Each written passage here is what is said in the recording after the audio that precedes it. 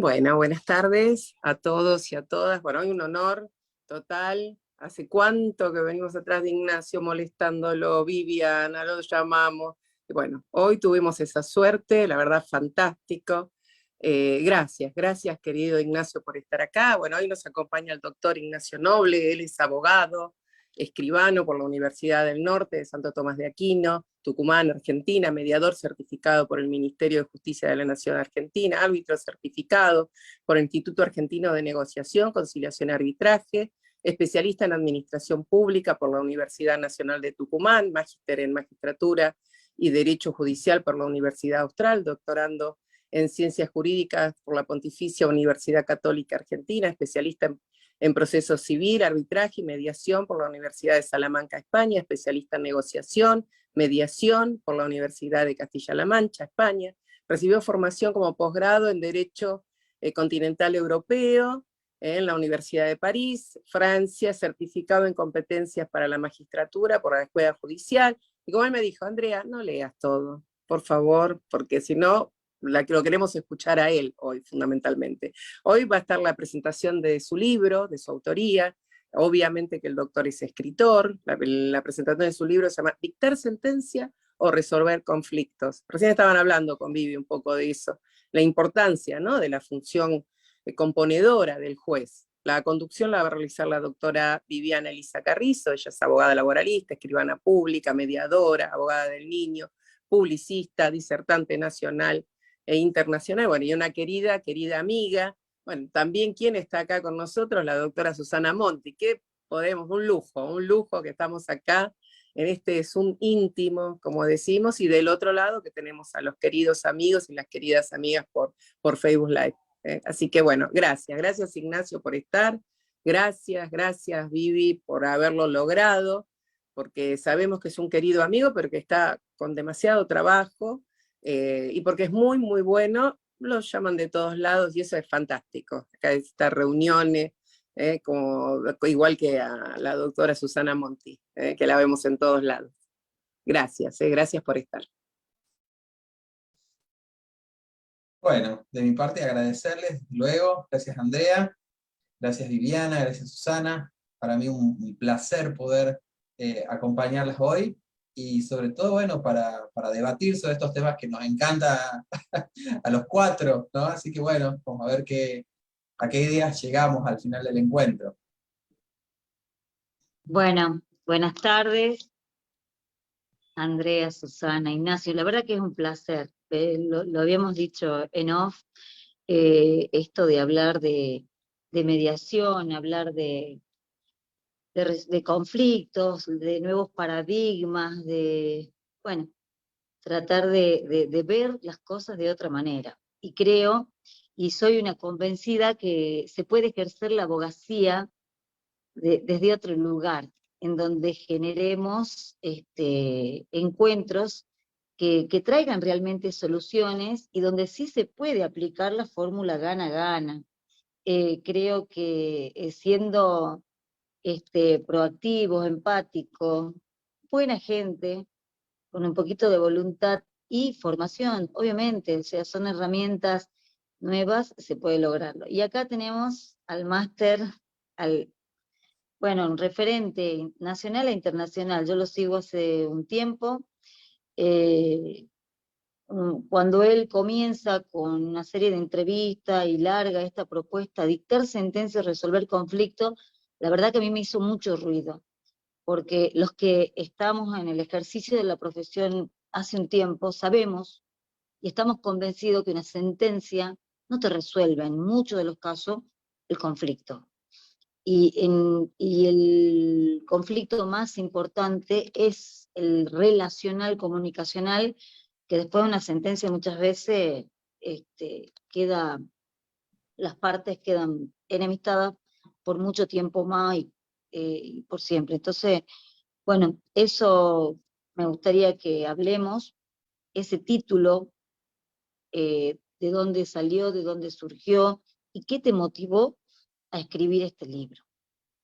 Me encanta esta primera pregunta porque, nada, fue muy difícil llegar a ese título, ¿no? Esto que hoy digo, nada, estoy muy contento con esa formulación, ¿no? Con esa pregunta, que entraña alguna trampa también, pero fue muy difícil llegar a eso, y partió de una maestría que yo hice de la Universidad Austral, de la cual tengo ahora el honor de ser profesor también, así que mirá cómo son las vueltas de la vida. Es una maestría en magistratura.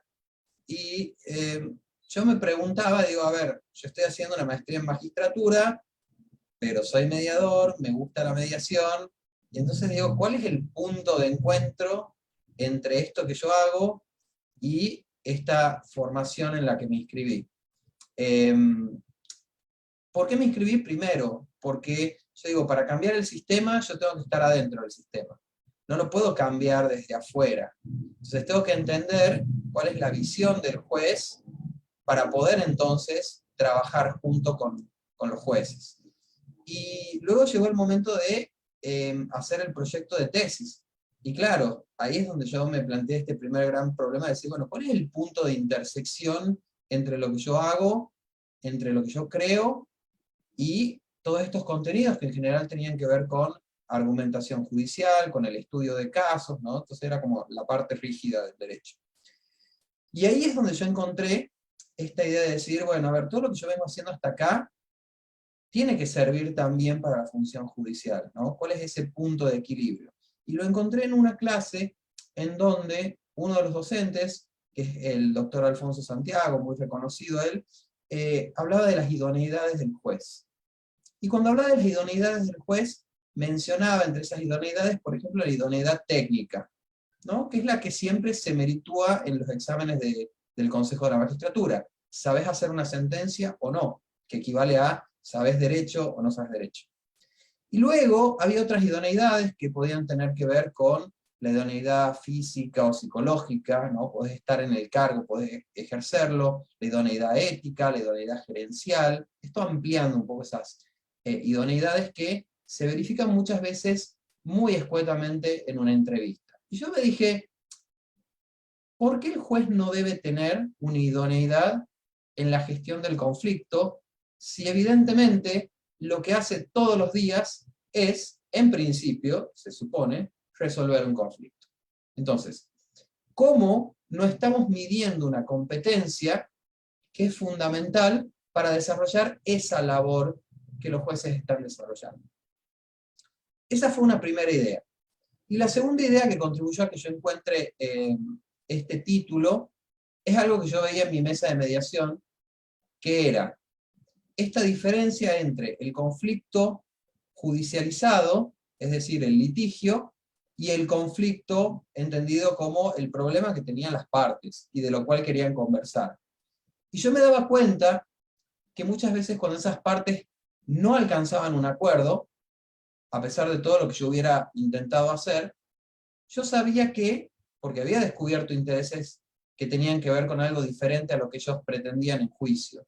Entonces yo decía, qué loco que estas partes luego vayan al sistema judicial y tengan que pelearse por alcanzar un objetivo diferente al que verdaderamente hemos identificado en la mesa, ¿no? Y ahí me dije, la sentencia opera sobre un presupuesto diferente del propio conflicto. Y entonces la resolución a la que yo pueda llegar, por más que sea una resolución genial, va a ser muy difícil que termine atendiendo el conflicto de las partes.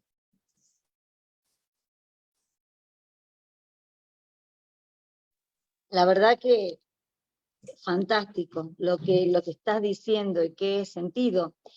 Entre tantas cosas que tengo para preguntarte, veo que cuando hablamos de mediación así abordada con seriedad, con compromiso, con responsabilidad, podemos hablar de, de un cambio de paradigmas y en donde veo que hay un vocabulario nuevo, hay nuevas formas de decir las cosas, o sea, no solamente de hacer, pero tienen esta nueva forma de ejercer la profesión, esta nueva forma de hacer el abordaje de los conflictos, trae una impronta y un impacto también en la forma de decir, en el vocabulario.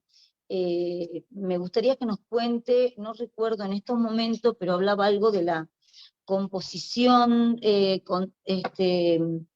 me gustaría estos cambios de paradigmas, cuáles son, y esta nueva terminología, y que está bueno saber para que podamos aplicarla, porque, como dicen los que saben, las palabras no son inocentes y pueden crear, abrir mentes, o también cerrar puertas, y también privarnos de aprender nuevas habilidades, sobre todo para lo relacional y lo comunicacional, que es un poco el objetivo de todo esto. Sí, bueno, te cuento justo con eso que por ahí va a venir el sucesor de dictar sentencias. Yo he trabajado en una profundización de estas ideas iniciales en mi tesis de doctorado, que, bueno, está justamente presentada y que estamos en un momento en donde seguramente en el corto o mediano plazo ya la podré presentar. Y ahí hago justamente un estudio respecto de la composición, ¿no? Y cómo juega la composición frente al juzgamiento. Cuando en realidad, dentro de lo que fue el paradigma clásico de la justicia, el juzgamiento fue el que ocupó, digamos, la totalidad de la escena jurídica, y la composición pareciera estar siempre relegada a un lugar secundario. Y luego vienen algunos movimientos de reforma que parecieran traer este tipo de metodologías o de modos de resolución, que en realidad cuando uno investiga un poco en los códigos procesales, ya estaban presentes. Si yo les digo a ustedes, por ejemplo, si la transacción o la conciliación estaba presente ya en los códigos de procedimiento viejísimos, ustedes van a ver que desde siempre los jueces tuvieron la facultad, y en muchos casos el deber, de convocar audiencias de avenimiento para poder resolver el conflicto de las partes. Lo que pasa es que esto es un poco letra muerta, esto es algo que los jueces no hacen, esto es algo que los jueces creen que no deben hacer, creen que simplemente se satisface ese requisito preguntando a las partes si llegan con un acuerdo. Y no, las partes no llegan con un acuerdo, porque si no, no estarían ahí. Eso es algo que el juez debe promover, eso es algo que tiene una técnica, eso es un proceso dentro de un proceso, es un proceso composicional dentro de un proceso adversarial. Y el rol que cumple el juez dentro de ese proceso, dentro de otro proceso, es diferente, y no lo saben hacer, porque nadie se los ha enseñado, y porque nadie les exige al momento de concursar que sepan hacerlo. Hoy en día, con los códigos de oralidad, por ejemplo en el ámbito civil, esto sigue siendo una obligación, pero ya con una carta de presentación. Ignacio, te interrumpo, Sí. te interrumpo. ¿No será que aquellos que tienen que evaluar, aquellos que tienen que, sí, que evaluar, a los que concursan tampoco tienen la preparación suficiente como para poder advertir esto? Va por ahí. Porque es tan valioso y tan fuerte, mirá, proceso composicional dentro de un proceso adversarial. Parece abstracto, pero es muy profundo lo que estás diciendo. Y a mí me parece que a los que tienen que evaluar, tampoco tienen, no la ven porque no lo saben, no lo manejan. Ahora sí seguí porque está muy bueno. A mí me gusta siempre traer algo que decía Maturana cuando traía un experimento que él hacía con una rana. Él estaqueaba una rana y la exponía a, digamos, unos medios audiovisuales que le provocaran ciertas reacciones a la rana, pero veía que la rana no reaccionaba, a pesar de que él intentaba que lo hiciera. Y de repente suelta una mosca y la rana reacciona, ¿no? Entonces él, de ese experimento, saca como una conclusión que dice algo así como: la rana ve lo que ve, la rana no ve lo que no ve, y la rana no ve lo que no sabe que no ve. Entonces hay como distintos niveles de inconsciencia. Una cosa es que uno no vea algo porque no se puede voltear a verlo, porque físicamente no lo está viendo, pero hay un nivel mucho más profundo de inconsciencia, que es el que yo no puedo ver algo porque no sé ni siquiera que no lo estoy viendo. Entonces, creo que eso es un poco lo que sucede con los mecanismos de selección de jueces. La cultura del litigio es tan fuerte que las universidades enseñan que solamente sos un buen abogado si litigás, entonces cuando te hacen un examen, sos un buen abogado si sabes derecho, saber derecho es solamente saber litigar o saber hacer una sentencia, y entonces estamos siempre en la misma. O sea, es muy difícil salir de la lógica de lo adversarial cuando hemos invertido tan poco en la lógica de lo composicional.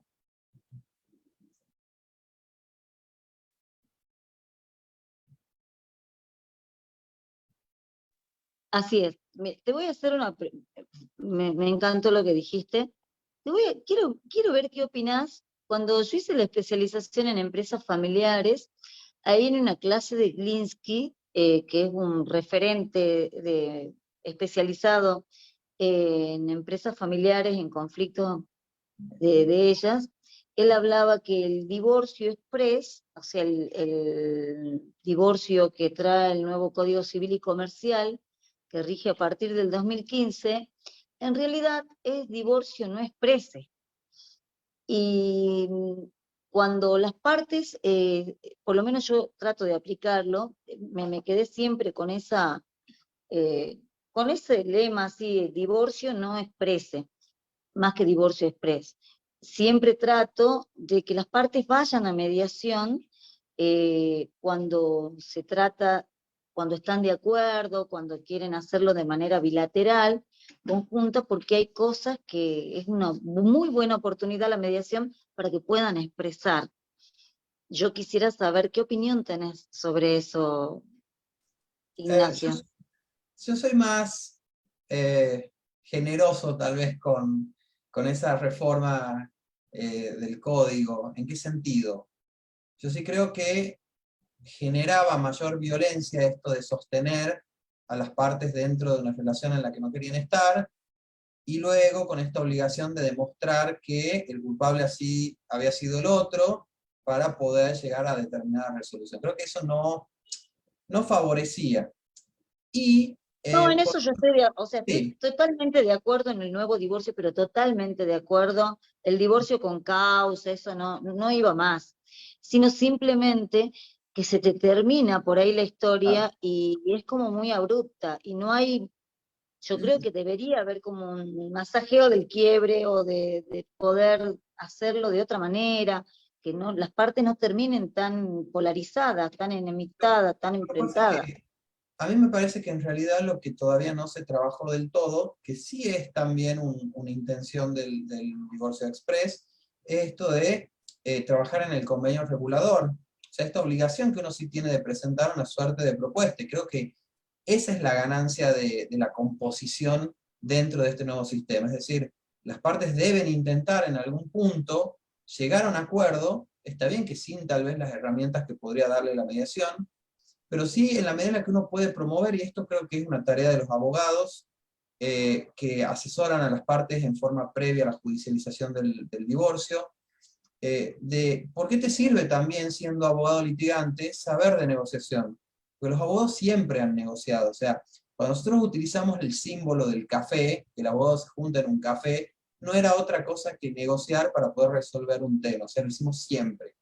Y en este caso, cuando uno tiene un divorcio, esto de poder saber que para la presentación yo puedo ir con un acuerdo ya celebrado, con los temas resueltos, y bueno, si no tenemos la suerte de haber podido alcanzar un acuerdo, bueno, luego se puede instar el proceso de mediación para resolver aquellos efectos del divorcio que no hubieran quedado resueltos en ese convenio.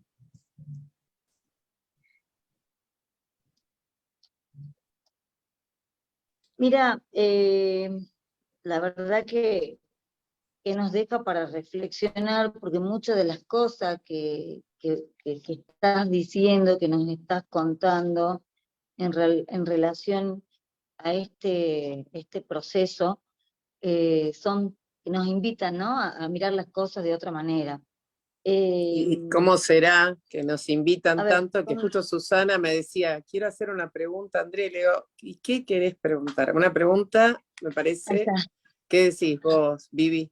¿Qué decís vos ahí, Sí, sí, Susana, sí, que quiere yo preguntar? Me está tengo dando varias miedo la preguntas pregunta de para Susana. hacerle, pero invitamos a nuestra querida doctora Susana para que...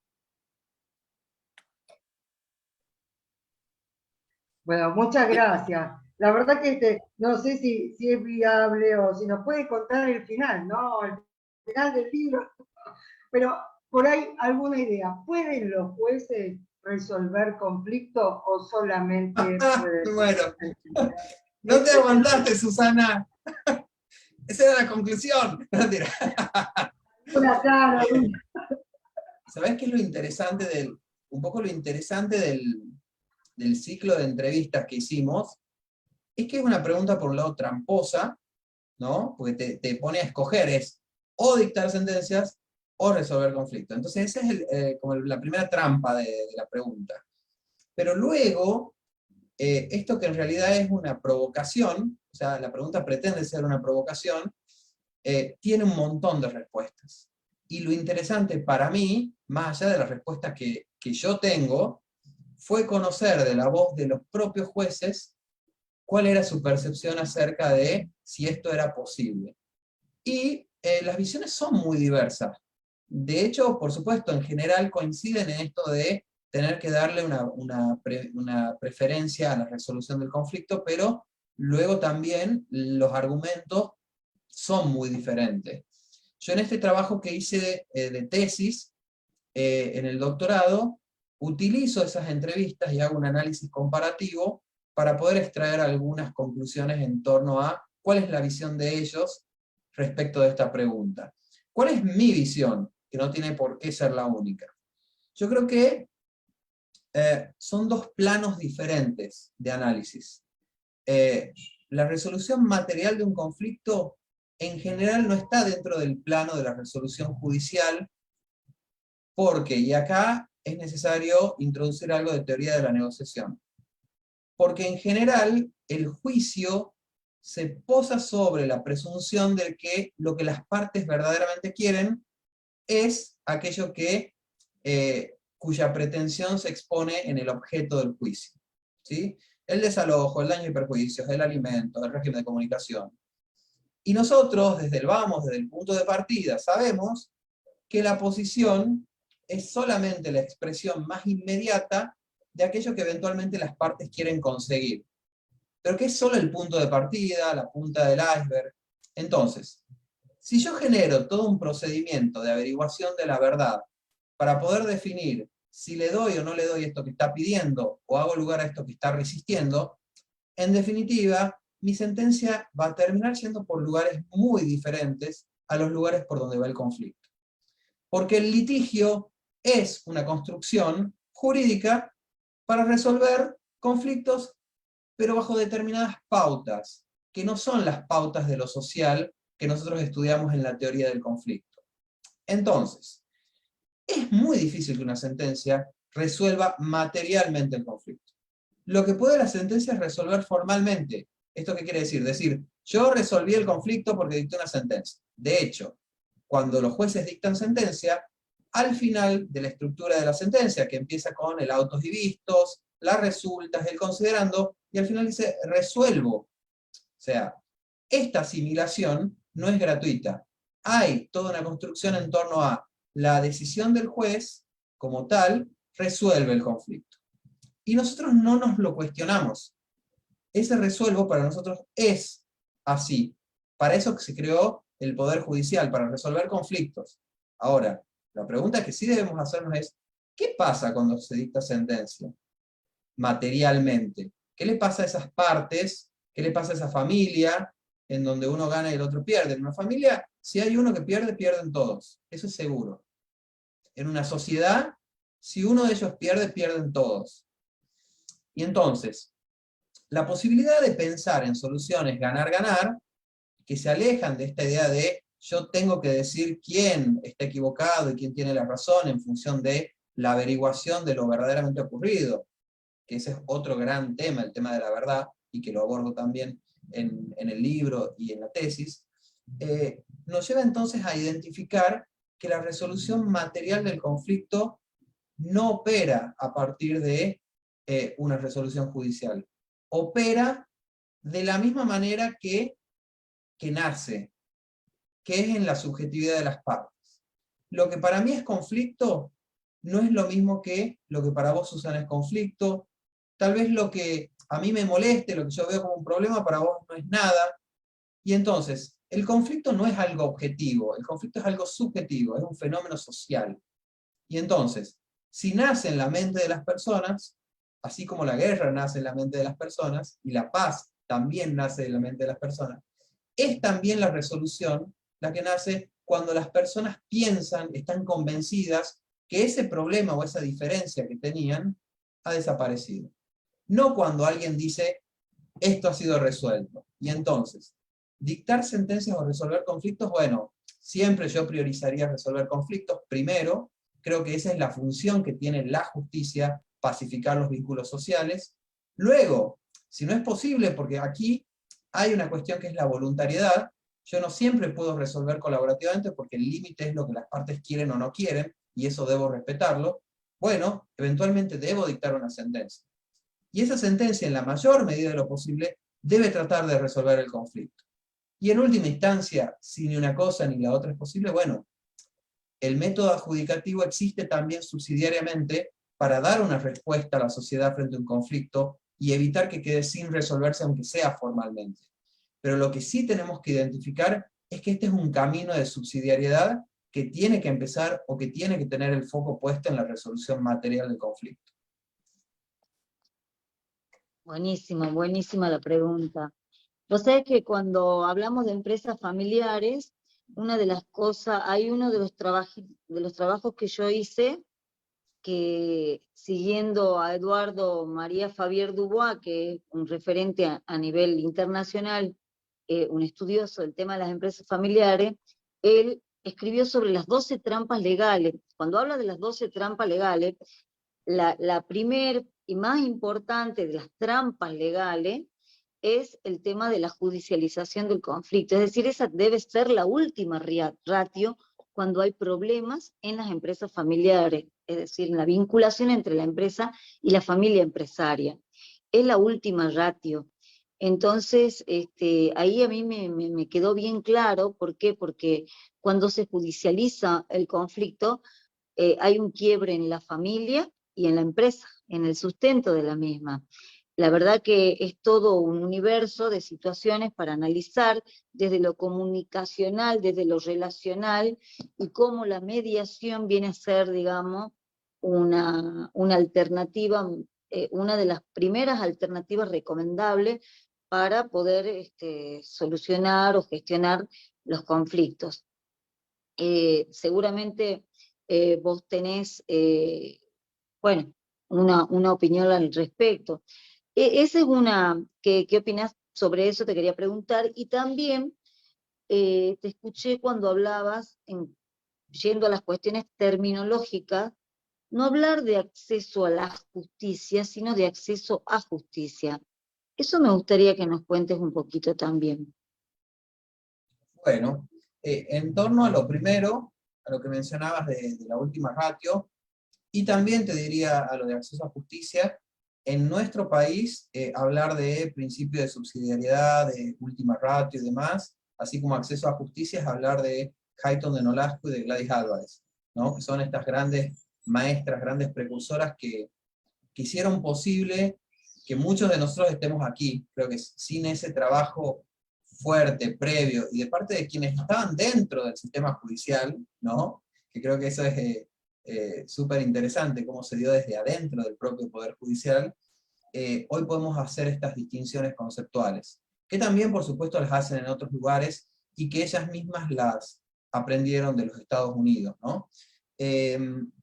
Respecto a la primera cuestión, a la última, digamos, tendría que ser la última alternativa, el proceso judicial o la judicialización, claramente, por un montón de situaciones. Una situación es la que menciona Gladys Álvarez cuando dice que si a mí me duele la cabeza, no me voy a una internación. Primero intento algún método de curación que sea más acorde a la dolencia que tengo. Bueno, en un conflicto lo mismo. Si yo tengo un conflicto, no necesito ir al juicio como primera medida, sino que por el contrario debe ser la última medida que yo debo tomar. ¿Por qué? Porque el Estado está utilizando la máxima cantidad de recursos disponibles, para yo resolver ese conflicto, pero yo también emocionalmente y económicamente estoy utilizando el recurso más caro, ¿sí? El más complejo, cuando podría utilizar no el más barato, porque este es otro error en el que incurrimos a veces, bueno, es para los conflictos de poca monta. No, el más apropiado, el que a mí me puede dar una mejor respuesta. Y esto tiene otra justificación, y también lo vemos en el ámbito de lo penal, que es que los jueces, cuando ejercen su jurisdicción, ejercen un poder sobre nosotros los justiciables, que es tomar decisiones que para nosotros son obligatorias, bajo pena de lo que fuera. Si en el ámbito de lo penal podemos ir, se puede condenar y podemos ser privados de nuestra libertad, o tenemos que pagar algo, si hay definen una indemnización, o podemos perder nuestra casa. O sea, los jueces tienen ese poder de decidir con obligatoriedad, si nosotros nos podemos oponer, respecto de un montón de cosas de nuestra vida. Si nos podemos casar, si nos podemos divorciar, si podemos donar un órgano, si nos podemos morir, digo, todo. Entonces, ese gran poder que se le asigna a los jueces debe tener una limitación, que no solamente tiene que estar dada, por ejemplo, por el principio de congruencia respecto de aquello que las partes verdaderamente le proporcionan al juez para que dicte una resolución y no se exceda de esos límites, sino que los jueces tienen la obligación de ejercer la menor violencia posible contra la sociedad. O sea, tienen que tener esta abstención del ejercicio de todo el poder que tienen, y en la medida en la que no deban usarlo, necesariamente deberían abstenerse de usarlo. ¿Y esto qué quiere decir? Yo tengo una obligación de tener una mínima intervención, y que mi resolución sea la última ratio cuando las partes no han podido resolver. Y es mi deber favorecer y priorizar esos métodos composicionales. Ustedes van a ver algo muy interesante, que se da siempre en el derecho de familia. El derecho de familia, al ser más humano, permite abrir mucho más la cabeza que muchos otros fueros. Y en ese sentido, ustedes van a ver que los nuevos códigos de familia traen como principio en el código la priorización de la resolución adecuada de conflictos. A ver, esto no es propio del derecho de las familias, aunque es evidente en el derecho de la familia. Pero esto es aplicable a cualquier fuero. Y entonces, el principio de subsidiariedad implica esto: resolver al menor nivel, primero, pero no solo al menor nivel, sino al nivel más adecuado y que preserve en mayor medida la paz social. Y luego, respecto de la segunda pregunta, acceso a justicia supone entender que la justicia no solamente se recibe de la mano de un juez ni de una sentencia, sino que la justicia se recibe en la medida en que las personas tienen la posibilidad de peticionar ante alguna autoridad competente, entre alguna autoridad que pueda darle una solución adecuada a su conflicto, cualquiera sea esa autoridad. La justicia no es una prerrogativa únicamente de los jueces. Obtiene justicia también quien va a cualquier órgano administrativo y consigue una solución a su problema. ¿Por qué? Porque en muchos casos eso no solo que resuelve, sino que previene una serie de problemas posteriores. Siempre digo, por ejemplo, la policía que tiene esta imagen de atender un conflicto ya creado, ¿no? de modo tal de apaciguarlo. Digo, ¿cuántas cosas se podrían hacer desde la prevención para evitar que muchos de esos conflictos luego se transformen en delitos y que entren dentro de la esfera del ámbito de lo penal, ¿no? Entonces, acceso a justicia supone que hay muchas instancias que son más apropiadas para dar una respuesta al justiciable, y que esas respuestas, en la medida en la que son efectivas y que resuelven el conflicto, son, desde luego, justicia. Clarísimo. Quería preguntarte también el rol del Estado en relación a promover o incentivar la mediación. Nosotros, acá te cuento la experiencia, tenemos un centro comunitario de mediación y tenemos centros privados. Pero en materia de derechos civiles y comerciales, sobre todo los abogados que ya tienen una cierta antigüedad en el ejercicio de la profesión, la toman a la mediación como un paso nada más para que le entreguen la constancia, o sea, subestiman el proceso, no lo aprovechan, Y yo digo que eso tiene que ver con una falta de compromiso del Estado en tomar, es decir, de promover este medio de solución de los conflictos. Creo que no está, o por lo menos es lo que yo estoy viendo en el medio en el que me muevo, no está bien aprovechado y no se lo toma, digamos, no te digo con la seriedad, sino no se lo aprovecha todas las ventajas comparativas que puede traer un proceso de mediación, desde lo económico hasta poder restablecer el diálogo, hasta poder sanar alguna dolencia emocional, es decir, son cuestiones que son reales, que cuando te toca atravesar un proceso de mediación y vos ves esos resultados, salimos, genera una paz social y genera un estado emocional bueno para todos los que han conformado el proceso. Entonces, eso quería que me cuentes cuál es tu opinión en relación al rol del Estado y a los métodos alternativos de solución de conflicto, y entre ellos, bueno, la mediación, la negociación, el arbitraje.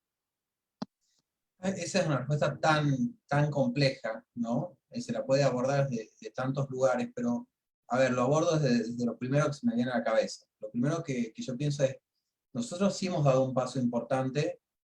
De hecho, Argentina es un modelo dentro de lo que es la aplicación de mediación o de métodos denominados alternativos frente a un montón de otras jurisdicciones. Por ahí uno, cuando leían el currículum, nada, uno se va a España, se va a Europa, porque va a buscar tal vez una formación que luego se da cuenta que aquí en Argentina realmente tenemos mucho producido en este campo, tenemos mucha práctica. Entonces creo que sí hay una fuerte inserción que viene de la mano de estas políticas que se llevaron adelante en los 90. Ahora, desde luego que no es lo suficientemente fuerte para lograr permear en un sistema dominado por una cultura del litigio. Y creo que esto tiene muchas explicaciones, porque la lógica del poder siempre se impone frente a la lógica de la composición.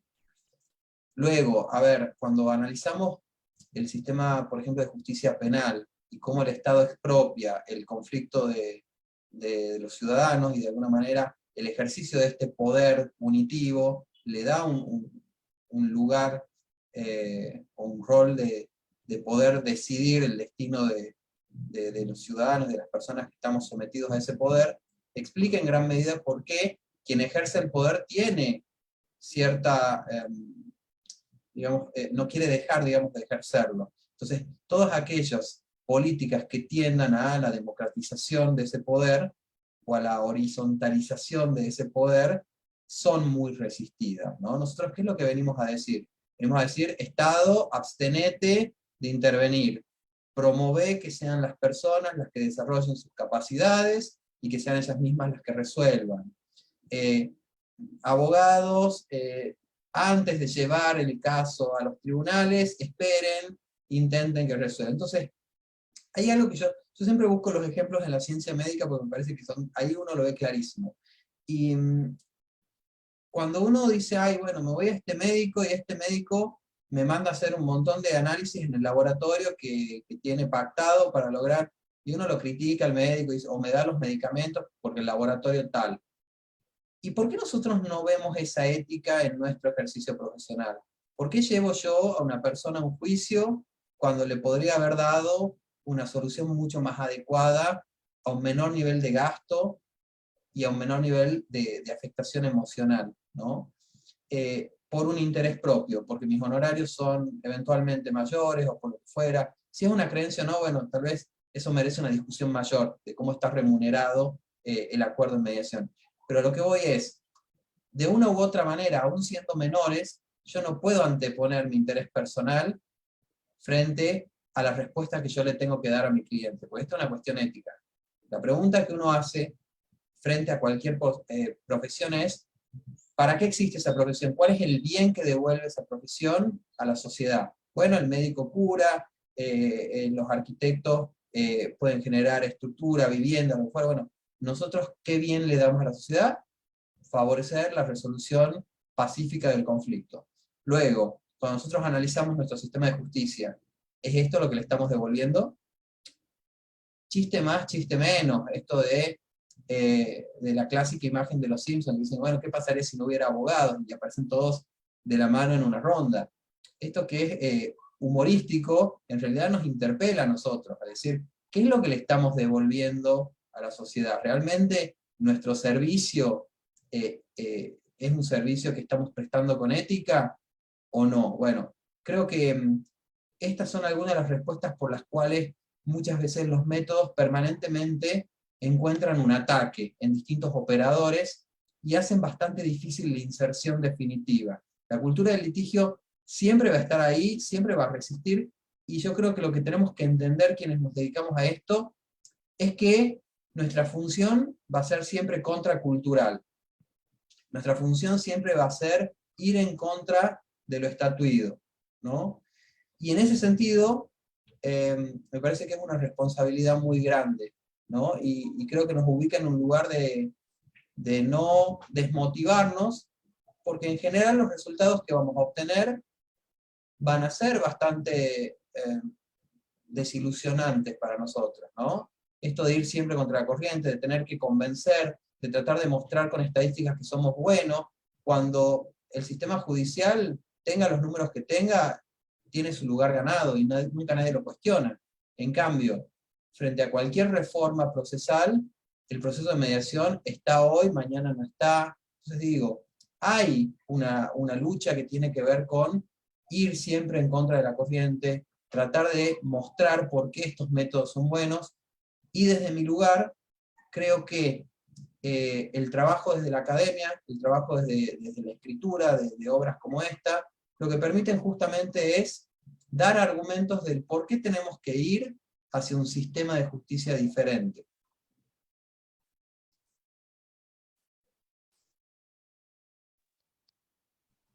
Bueno, la verdad que los aportes que has hecho, y me imagino que muchas de las cosas que nos dijiste en relación a estos temas están en tu libro.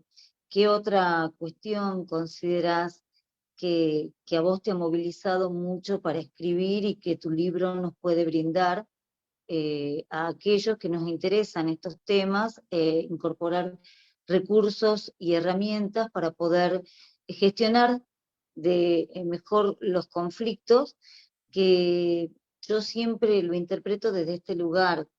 Cuando vos aprendés a gestionar más eficazmente los conflictos, es porque has aprendido a gestionar también más eficazmente tus emociones. Somos atravesados por lo que sentimos. Entonces, y la mediación, bueno, es una oportunidad que cuando la ejerces, también, ya sea que vayas como patrocinante, como abogado, o que en tu rol de mediador, las emociones son protagonistas siempre. Entonces, bueno, alguna otra reflexión que a vos te parezca importante, que nos puede dar tu libro, que nos puede hacer aporte a todos los operadores jurídicos. No, fundamentalmente que todo lo tenemos que comprar, es obligatorio, lo tenemos que tener en nuestra biblioteca, porque ya me dijiste vos, Vivi me dice, lo tengo que tener, digo, quédate tranquila, ya lo vamos a conseguir, la verdad que es fantástico, y así que le querés sacar todos los secretos, pero para que lo tienen que comprar. Dame algo, Vivi. No, Algo se tiene que vivir. La savia me la va a tirar Ignacio, porque yo sé que él tiene eso de darte, y que nos deje pensando, que nos deje reflexionando, y que pase por nuestro corazón, porque de eso se trata, ¿viste? Estos procesos te atraviesan las almas. Sí, mira, ¿sabes qué? Lo que yo pienso es que usualmente nosotros generamos charlas, generamos cursos, y en definitiva es muy gracioso porque cuando nos vemos somos todos mediadores, y es como que nos queremos convencer a los que ya estamos convencidos. Y creo que una de las cosas que son interesantes en este libro es justamente apuntar a un público que nos es esquivo muchas veces, Pero no solamente eso, sino que en gran medida son ellos quienes tienen la llave para que nosotros podamos calar hondo dentro del sistema de justicia. Cuando un juez confía en estos métodos, sus pares lo escuchan. Tal vez no nos escuchan a nosotros, porque está esta cuestión de la jerarquía, en donde nosotros somos una cosa como diferente, que está por fuera, una cosa medio chamanística. Entonces, cuando verdaderamente alguno de ellos escucha, confía, promueve, muestra resultados, concilia y les muestra a los otros cómo hay un montón de juicios que se terminan antes de llegar a una sentencia, entonces creo que eso es un gran logro. Yo estoy apostando mucho, justamente con este libro, con mostrar este planteo para que ellos puedan hacerse estas preguntas. Y hay algo que a mí me pasa, que es que muchas veces dentro de nuestras propias jurisdicciones resulta muy difícil, ¿no? Es como esto de nadie es profeta en su propia tierra, qué sé yo.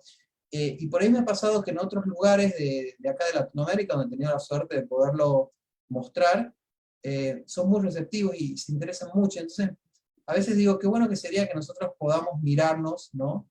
Y poder pensar que esta herramienta, que es la de la resolución apropiada de conflictos, la de la teoría de la negociación, la teoría de la comunicación, es algo que podemos aprovechar, es algo que podemos utilizar, y no importa desde qué lugar lo hagamos, siempre va a redundar en un beneficio para ese ciudadano o esa ciudadana que quiere resolver un conflicto, que está premiada por una situación en la que no la podemos tener 4 o 5 años prisionera. O sea, ¿cuántas familias hemos destruido nosotros, el sistema judicial, porque no hemos sabido darles otro camino? Porque nosotros no les hemos ofrecido otro camino. Entonces, hay una responsabilidad muy grande, en donde a mí me pasó hablar, por ejemplo, con una persona que atravesó el sistema judicial cuando niña, con la separación de sus padres, dijo, a mí el sistema judicial me hizo sufrir mucho.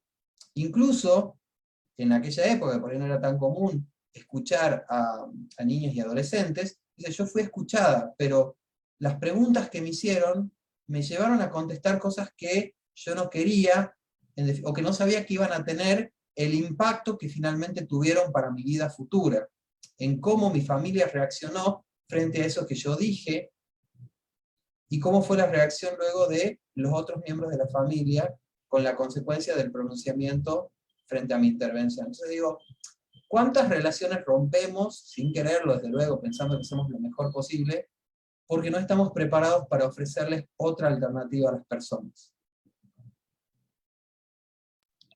Realmente lo que dijiste me llega, porque todos hemos tenido algún juicio, alguna vez, yo soy abogada laboralista, que viene la pareja, la primer reunión viene, ya la segunda, la señora no lo acompaña, pasó algo.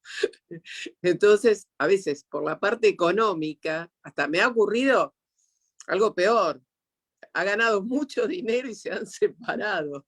Eso fue peor, que vos decís, bueno, no solamente perdió, sino que había ganado mucho dinero y cambió, no voy a decir cuál de los dos era, si era una mujer o un hombre, la persona esta deja a su pareja actual por uno más joven. Por eso me hiciste pensar eso, cuánto daño sin querer, a veces ganando un juicio, perdiendo un juicio, por ahí conciliándolo, porque por ahí ganándolo, nuestro cliente gana mucho dinero o no, porque estamos en un país con una alta inflación que a veces es muy difícil llegar a ese medio que uno necesita, ¿no? Y por ahí esa relación que tenían empleador-empleado se terminó rompiendo porque no pudimos acercarlos, que a mí me ha ocurrido con mi padre, que le han hecho juicio, que lo pudimos conciliar con la otra parte, y después ese empleado que le había hecho juicio volvió y tomaban mate, hablaban, y que sí, y él le decía, bueno, obviamente Sosa, don Sosa, qué bueno todo, después de que ya había cobrado, que se arreglaron. Por eso me llega mucho lo que decís, Ignacio, porque por ahí estas personas, tanto mi papá como este empleado, se relacionaron desde el acuerdo. Y por más que mi papá, bueno, dijo, me hizo juicio, llegamos a un acuerdo, cobró, lo que sea, no se rompió la relación de ellos dos. Inclusive cuando mi papá fallece, él estuvo presente. Después, bueno, mi papá se hace todo el cortejo, pasa por donde estaba el negocio de él, venían los clientes y también ex empleados que se habían ido bien, que se habían ido mal, otros actuales, lo que sea, pero ese lugar para llegar y dar un saludo, ¿no? Ya estar ahí, que me llegó mucho lo que dijiste recién, Ignacio, que importante que es también cómo termina esa relación, y que no hay dinero en el mundo que pueda solucionar estos conflictos, estas relaciones, que venimos para pacificar, ¿no? Y que a veces no nos damos cuenta, o tenemos mala suerte también con el colega que nos toca del otro lado, que no entiende eso de que no hay que ganar, que tenemos que tratar de llegar a un medio para los dos, ¿no? Porque a veces hay colegas que te dicen, no, que subestiman, como recién decía Vivi, subestiman todo esto de mediar. Pero sos medio flojito, no, dice, hay que ir hasta el final, hasta las últimas. Bueno, pues estamos llegando al final y quebró la empresa, no hay nada. Tu cliente te dice, gracias, no, gané, gané todo, pero de todo. Bueno, ¿cuándo voy a cobrar? No, la empresa no existe Otro más. Claro. Ese es otro problema, no. Así que fantástico lo que dijiste, Ignacio, me llegó mucho. Muchas gracias. Y a ver, esto es recomponer el tejido social. Yo creo que en esto que vos contaste, para mí esta es la finalidad del derecho, ¿no? Resolver un conflicto y recomponer el tejido social. Entonces, ¿para qué nos sirve dictar una sentencia que no solo muchas veces no resuelve el conflicto, sino que después termina hasta agravando, hasta tornándolo más violento, ¿no? Y lo peor de todo, cuando sí tenemos las herramientas desde los métodos de composición para poderles dar una mejor respuesta a las personas. Y lo otro me parece que es sincero, humilde, ético, es reconocernos en el lugar de, che, a mí me pica esto porque voy a recibir menos plata. ¿Qué hago? O sea, esto con lo que me pasa con mi dilema profesional, ¿hago el bien que creo que debo hacer o me voy por el bien personal? Esta es una decisión profesional, una decisión ética. Y entonces creo que no está mal en la medida en la que nos podemos ver en esa tensión, pero luego también cuando tomamos la decisión correcta, ¿no? Porque si no hay un tabú, todos somos buenos, a ninguno de nosotros nos pasa, siempre es el abogado de la contra. Digo, esto de podernos ver humanamente en esa tensión y decir, yo en esa tensión elijo lo correcto. Y se trata un poco de lo que hablábamos antes de que se comience a grabar, y era el tema de las condiciones que tiene que tener el mediador para poder estar al frente, ¿no? de un proceso de mediación. Tiene que tener condiciones personales que mínimamente garanticen ser una persona equilibrada, una persona con valores, una persona con ética, porque si no, no puede llevar adelante semejante proceso. ¿Qué opinás vos de eso, Ignacio? Yo creo que el mediador tiene que tener muchas aptitudes. Desde luego que todos somos personas y algunos desarrollarán con mayor éxito unas u otras, pero desde lo esencial, yo creo que tiene que ser alguien que no tenga ansias de protagonismo. O sea, tiene que ser, como alguna vez escuché que decía Sarah Cobb, tiene que ser ese antihéroe. Tiene que ser esa persona que sabe que no se va a llevar ningún tipo de laurel, que en gran parte de esos procesos ni siquiera se va a llevar un reconocimiento por su tarea, porque muchas veces lo que hacemos es invisible para las personas. Nosotros tenemos un principio en la mediación que es el protagonismo de las partes y la autocomposición. ¿Esto qué quiere decir? Que quienes juegan este rol principal dentro del proceso son las partes. Quienes tienen que ser las destinatarias del éxito del proceso son las partes. El mediador no busca ese protagonismo, a pesar de que todos somos humanos y nos encantaría tenerlo, bueno, mala suerte. En realidad, en la medida en que las partes se van del proceso entendiendo y sabiendo que ellas fueron las que construyeron ese acuerdo, independientemente de todo lo que hayamos hecho, de todas las herramientas que hayamos utilizado, en la medida en que las partes hayan vivido ese proceso como una conversación natural, en donde algunos nudos se iban destrabando mágicamente, ¿no? Porque, a ver, las partes no tienen que saber de negociación colaborativa cuando van ahí, las partes no tienen que saber de qué es un parafraseo, qué es una pregunta reflexiva, digo, eso lo sabemos nosotros lo hacemos, y esto tiene que fluir, y nuestra tarea es facilitar la comunicación y destrabar lo que haya que destrabar. Ahora, que la gente eso lo vea, que la gente eso lo pueda valorar, esté en condiciones de hacerlo, y a veces que las partes se arroguen el éxito del proceso, y bueno, forma un poco parte de lo que hacemos. Y en ese sentido creo que tener esta condición personal de no ser estrella, de tener este lugar, si se quiere, secundario, pero con la satisfacción de que uno lo dejó todo, y que uno se dio cuenta de las transformaciones que ayudó a provocar, parece que está buenísimo. Junto con eso, desde luego, a ver, saber escuchar, creo que es como una gran cosa, aprender estas herramientas comunicacionales que nos enseñan a preguntar, poder preguntar de distintas maneras para poder generar reflexión en las partes, para poder lograr que se movilicen de esas posiciones rígidas, para poder tener presente también los intereses de la otra parte. A ver, son todas condiciones que me parece que tienen que estar adentro de un mediador, pero sobre todo eso, la humildad y saber que uno brinda un servicio, y que en ese servicio lo que importa son las partes, ¿no? Perdón, yo tuve una interrupción, me quedé unos segundos sin internet. Bueno, pero me gustó cómo terminaste. Lo que importa son las partes, y lo que importa siempre son las personas. Estamos atravesados por los convenios de derechos humanos en todas las materias del derecho, y la mediación no escapa, en donde tenemos que fortalecer, ¿no?, todos esos principios que no están azarosamente promovidos, como te digo, en todas las materias del derecho, y creo que la mediación también está bueno fortalecerlos. Y qué ¿Qué importante lo que, consejo? perdón, ¿no? Qué importante lo que dijo recién Ignacio, porque hemos tenido nosotros mediaciones, que hay algunos mediadores que tienen complejo de juez, que te los cruzás, hasta cuando hablan, hasta tienen, no sé, vos lo ves cuando te los cruzás, que la forma de caminar, la forma de pararse, El es sillón importantísimo. grandote, y la silla chiquita Claro. para las partes. Digo, hay cosas que uno ya hasta desde el mobiliario se da cuenta. Sí, la verdad, que ahí, que si fuera por eso nada más, ¿no? Pero después te confirma todo lo que estabas desconfiando de esa persona.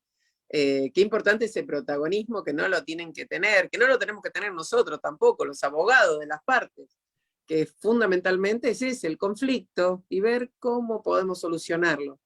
Yo creo que hay gente que no puede solucionar su propia vida, y lamentablemente a veces es muy difícil que puedan volcarlo por ejemplo, si han tenido un divorcio conflictivo, es muy difícil a veces que puedan tener tocar esos temas, o fundamentalmente yo veo muchos que piden para hacer su propio divorcio. Yo digo, lo peor que podés hacer, buscate un amigo.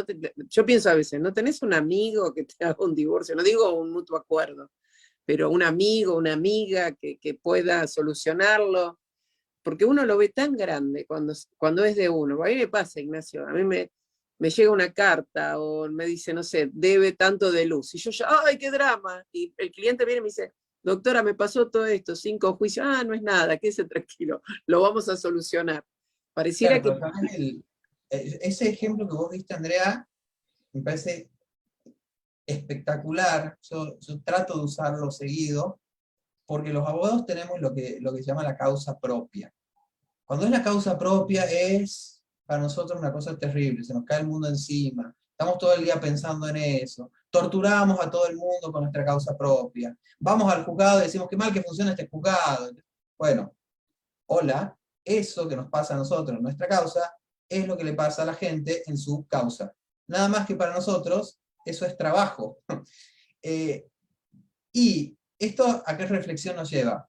¿Por qué si a nosotros la pasamos tan mal cuando estamos en esa situación, tenemos que llevar a las partes a que pasen por ese proceso también? O sea, en la medida en la que podamos resolverles, y podamos evitar que estén 5 años enemistados con su familia, o 5 años con este malestar físico y psíquico, porque no pueden resolver. Aparte, más allá de que la pase uno mejor o peor, es un tema pendiente, es un tema irresuelto, es algo que te preocupa. Digo, ¿por qué tengo que vivir yo todo este tiempo con este pendiente, con este algo que me preocupa?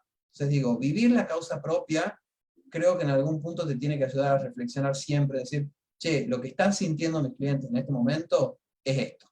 ¿Qué puedo hacer yo para que eso no lo sientan o que lo transiten de la mejor manera posible?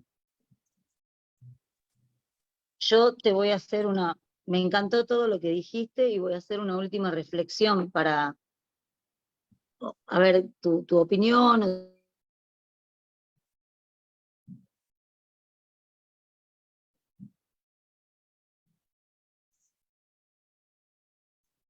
A ver si la recuperamos ahí a Viviana. Me quedé ahí con la duda de cuál era la última reflexión. Que traen una mayor capacidad de gestión del conflicto ajeno desde otro lugar, más tranquilo, en donde vos le llevás más tranquilidad al cliente, porque estar en un proceso adversarial pleno genera muchas emociones negativas para el mismo abogado. Entonces, yo me doy cuenta que cada vez que más me capacito y más incorporo herramientas que tienen que ver con la gestión de las emociones en cada una de las distintas cuestiones que uno tiene que intervenir, es cuando más capacitado estoy de poder ayudar al cliente a ver su problema y a juntos, o él poder ver también, vislumbrar las soluciones. Por eso siempre hablo de las emociones, porque en todo están las emociones. Y cuando en lo adversarial es cuando más, donde muchas veces, no bien gestionada, genera hasta problemas de salud, lo sabemos. A mí me gustaría que nos des un consejo en relación a esto. Sí, bueno, el tema de las emociones forma parte hasta de la base de la formación que tenemos los mediadores desde el primer principio de la teoría de la negociación colaborativa de la Universidad de Harvard, ¿no? Que dice, separe las personas del problema, y ahí nos habla de percepciones, comunicación y emociones. O sea, el conflicto, necesariamente para ser entendido como tal, en esto que yo les decía que es una cuestión subjetiva, tiene involucradas emociones, ¿no? Y emociones que generalmente son estas emociones denominadas, entre comillas, negativas, que te llevan a vos a estar enojado, triste, desganado, ¿sí? Desilusionado. Entonces, estas emociones que te hacen mirar esta situación como un conflicto, también repercuten en la forma en la que vos podés o no podés gestionarlo, ¿no?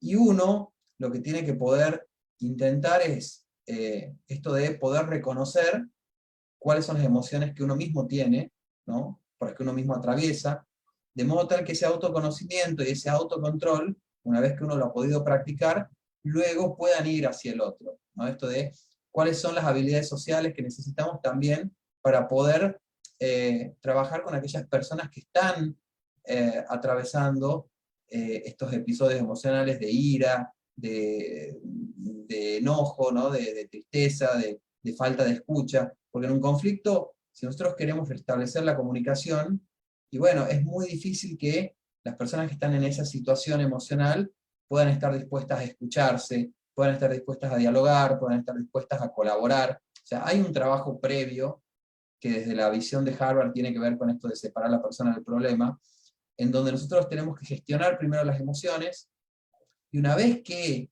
hemos podido escuchar a las partes, que las partes pudieron decir lo que tenían ganas de decir, siempre por supuesto dentro de un marco de respeto que nosotros tenemos que poder garantizar también, entonces ahí se empiezan a abrir otras oportunidades que a nosotros nos permiten no solo empezar a restablecer estas relaciones rotas, sino también a promover formas de comunicación diferente, y junto con ello formas de colaboración que previamente no estaban presentes, no estaba la lógica de la competencia. Así que, en línea con lo que estás diciendo, Viviana, el trabajo con las emociones en nuestro ámbito es importantísimo.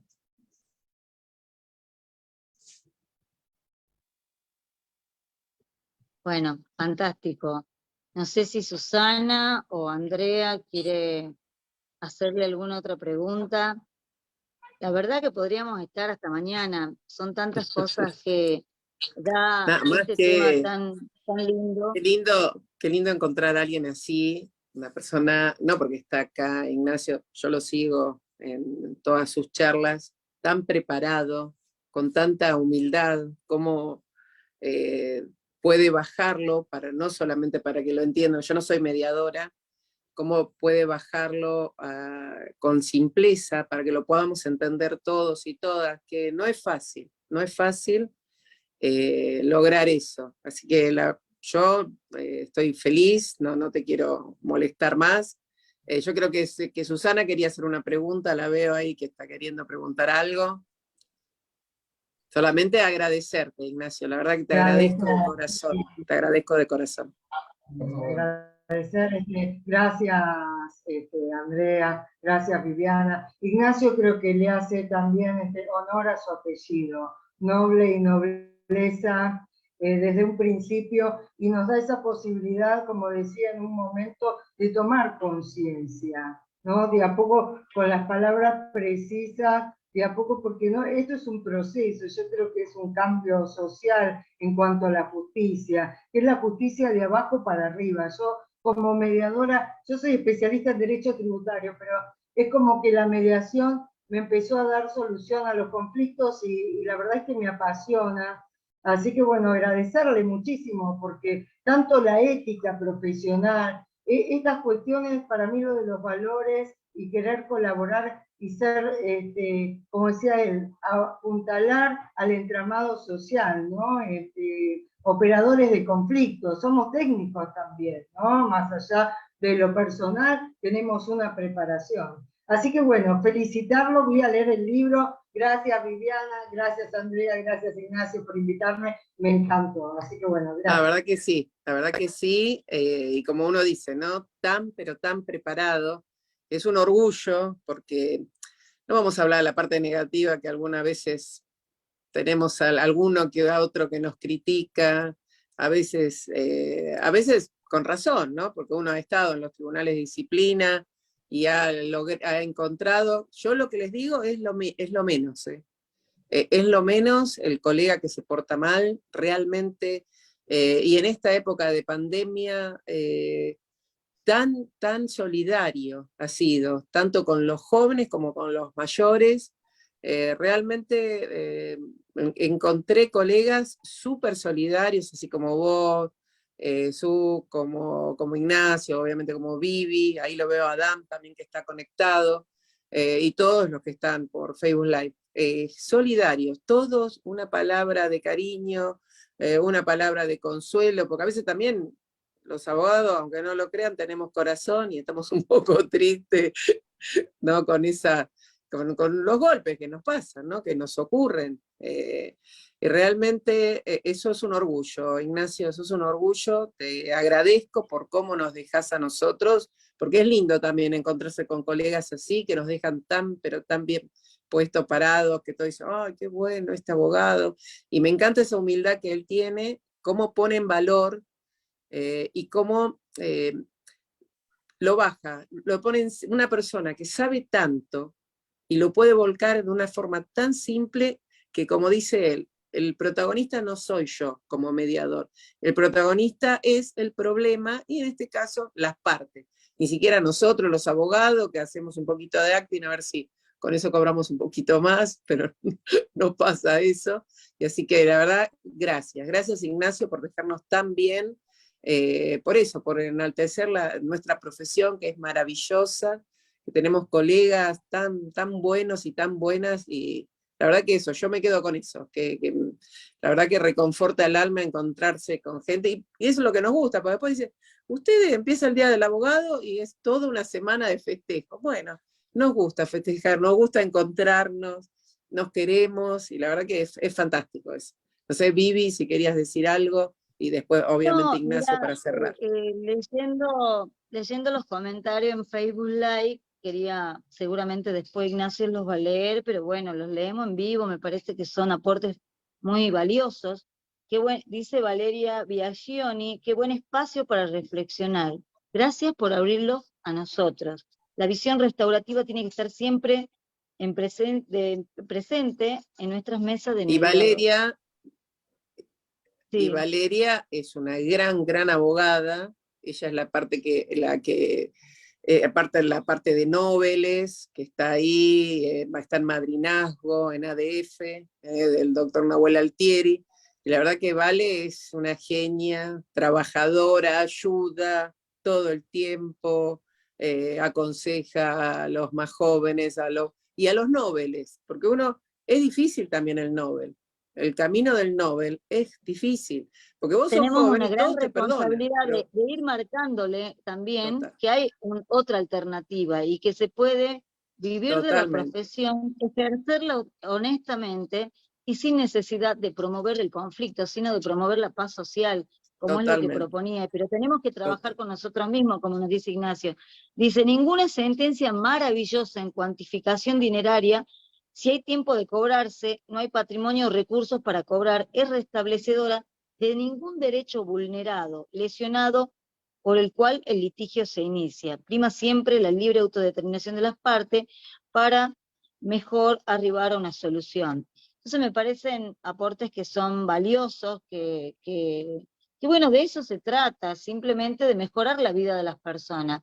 Y aquí Adam dice, maravillosa ponencia, Ignacio, siempre tanta generosidad, claridad y compromiso, constructiva, de paz y acceso a la justicia. Totalmente, orgullosamente argentino, Ignacio, muchas gracias. Andrea, por tu gran esfuerzo constante de sumar espacios de interacción. La verdad que yo estoy muy contenta, agradecida. Me quedaría con Ignacio hablando un montón porque sé que a mucha gente y a muchos colegas y a muchos abogados adversariales les va a hacer muy bien. Tener esta otra mirada, otra forma de ver las cosas es muy sanadora. Así que gracias, Ignacio, muy agradecida, y te vamos a seguir estando en tus espacios, con tus charlas, que abren las mentes y los corazones, para poder hacer un poquito más humana y más sentida, y aportarle una esperanza a los jóvenes, como decía Andrea, y a los justiciables también. Así que gracias, Susana, gracias, Andrea, siempre, y a todo el equipo que No, conformamos, gracias que a vos. somos. No sé si Ignacio, vos querías decir unas palabras, porque la verdad que no, Sí, es fantástico tenerte acá. simplemente agradecerles, agradecerte a vos, Viviana, a Andrea, a Susana y a Dan también, que lo veo y que nos seguimos también hace tanto tiempo, y a todos los que nos han estado acompañando en redes. Para mí, bueno, es siempre muy gratificante el feedback que tengo de ustedes. Para mí eso ya lo es todo y lo vale todo, y es lo que también te da la energía de seguir haciendo actividades, ¿no? Porque la verdad que es mucho, y uno llega por ahí al final del día así como enloquecido y dice, ay, Dios mío, ¿qué hago? ¿Sigo con esto? O en algún momento me detengo. Y después nada, uno tiene esa satisfacción y esa alegría que me da a mí haber podido estar con ustedes y con su audiencia. Y sobre todo esto que supone tratar de construir entre todos una justicia diferente, ¿sí? De tratar de contribuir a un cambio que seguramente va a ser una cosa absolutamente mínima, pero que va a ser al final del día nuestro aporte y la razón por la cual nosotros tal vez en algún momento de nuestra vida hemos decidido hacer esto, ¿no? Hacer esto, estudiar abogacía con los distintos valores que tal vez nos motivaron, y luego la vida nos fue encauzando, tal vez a mí a través de esta herramienta y a mucha gente a través de otra, para poder mejorar en lo que sea posible la vida de la gente. Así que bueno, desde mi lugar, muy agradecido con ustedes.